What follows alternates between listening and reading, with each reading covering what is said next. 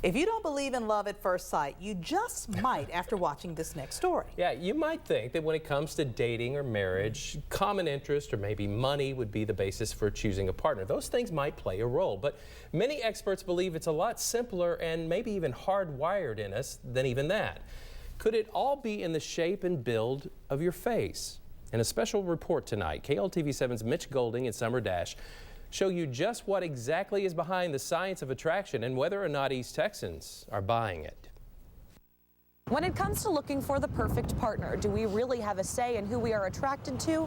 Or is our brain already wired and therefore predetermined to like one person's look over the other? Is personality more important, or as some scientists suggest, do humans rely on an instinct to find symmetry to help us survive as a species? When we're talking about first impressions, when you glance at somebody, whether it's a prospective partner or not, if you think, well, that person's really attractive, it's not necessarily their personality or their charisma. It's usually just the structure of their face. Plastic surgeon Dr. Laura O'Halloran says genetically humans are actually pretty shallow, but for a good reason. We're attracted to people with a symmetric face because when we're looking for mating partners, that imparts some sort of idea that their DNA is better than someone who has asymmetries or deformities. The idea? It's all about survival. The best DNA gives you the best chances for healthy offspring. The fetus actually develops in a very symmetrical way, but there's all kinds of factors that can influence the symmetry of the face.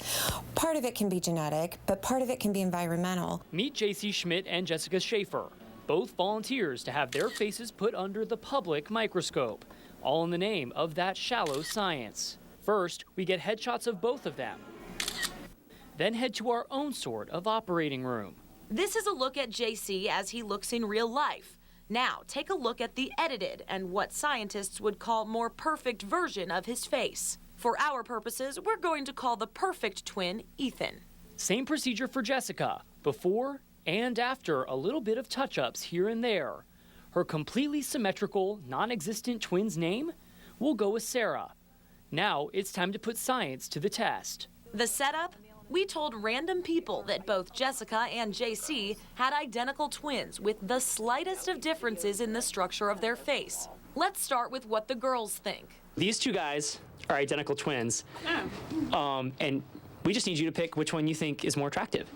I'm gonna go with the one on the right. The right, I guess. Him, I guess. The one on the left, okay. The right one. The right one? The one on the right. Neither. That's not an answer. Well, not for me, but I guess that one. The one on the right. Yeah. For those keeping score, that's 6 women who said the fake, symmetrical version of the real JC was the more attractive twin. Not believing those answers right now? Listen to why. His ears are shorter. They're not as long. Like that? The nose for sure is more aligned. It doesn't look like it's... And the jaw for sure. I think the jaw is more defined on the right one. And is that something that you obviously prefer as one of your preferences? Yeah, I mean, I think it's just a natural kind of idea of more attractiveness. Okay. A more masculine jaw, I guess? Yeah. We'll look side to side, up and down, the proportion, upper third, middle third, lower third, and all those things have to be in proportion for the face to be attractive. The girls leaned heavily towards the ideal face, but does the gender notorious for judging a book by its cover follow the same pattern? Which twin do you find more attractive? Okay. Twin on the right. I believe the one on the right. The one on the right. The one on the left. Left. On first glance, what twin looks better to you? The one on the right. The one on the right, and can you tell me why? What do you notice? The distance between the eyes. Well, see, it's kind of distance between the eyes on the right one. It's a little farther apart, and then also the nose and the mouth.